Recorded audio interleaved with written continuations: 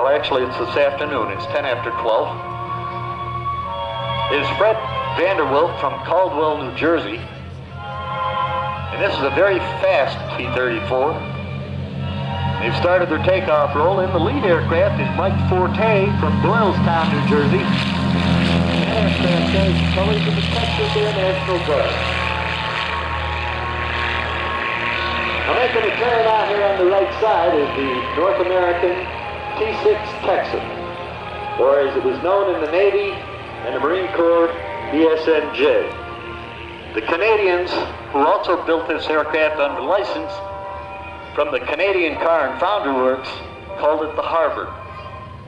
This was a World War II advanced training aircraft, and it carried all the flight systems that the pilots would later stumble into in the fighter-type aircraft.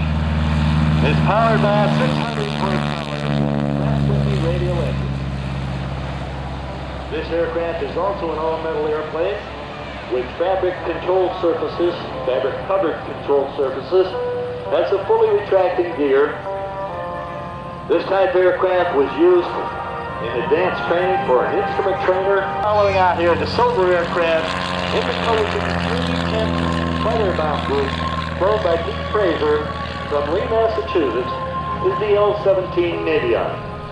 Now, Pete's an old-time F-86 pilot from Korea, and to honor his squadron, he painted this aircraft in the same colors that his F-86 carried in Korea. Now that's not noise, that's music.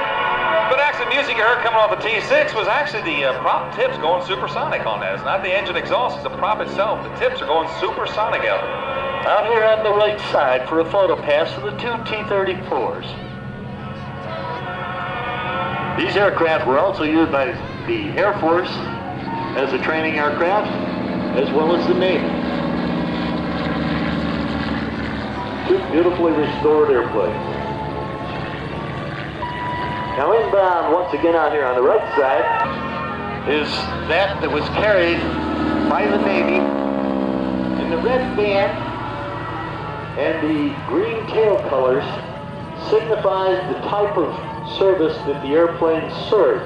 17 on the right side served as a liaison aircraft by the United States Army during the Korean War. As a matter of fact, one of these type airplanes was used by General Douglas MacArthur, American aviation, with the idea that all the returning pilots would want an aircraft that resembled the P-51. Design was later taken over by Ryan Aviation.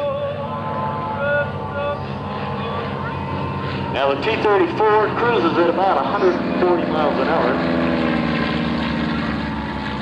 Two-place aircraft. Normally the instructor sat in the rear of the airplane. And it is passing in review on the right here at this particular time.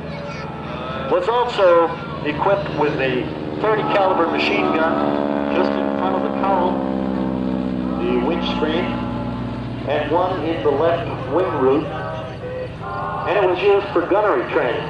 Full swivelable machine gun in the rear seat. A photo pass from the L-17 as Pete Fraser turns the smoke on that airplane. An awful lot of polishing that goes into these all-metal aircraft. A lot of maintenance to keep that shine up. He's from a lot of countries in Europe and Africa. You can see there's a little bit of turbulence up there as the T-34s do a little bit of bouncing.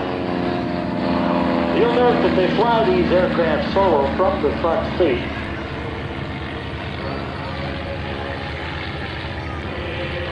Now Belgian Congo during that insurrection. Now there was a version of this aircraft that was built and served in the Philippines, known as the A-27. It had a larger engine, a 3-bladed prop under the license to Commonwealth Aircraft, and they called it the Whirlaway.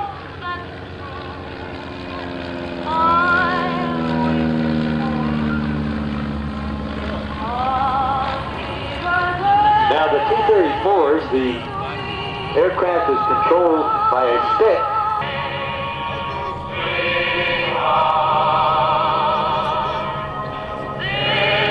Listen to the sound of the engines as they fly by.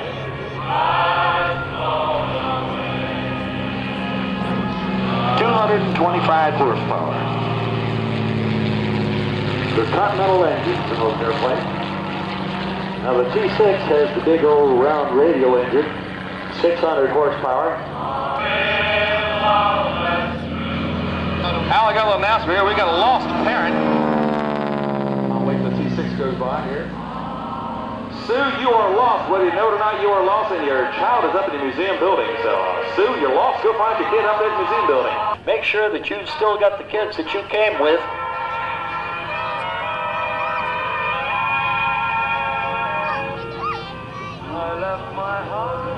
We have our T-34 landing out here to our front, a very beautiful airplane flown by Fred Vanderwilt.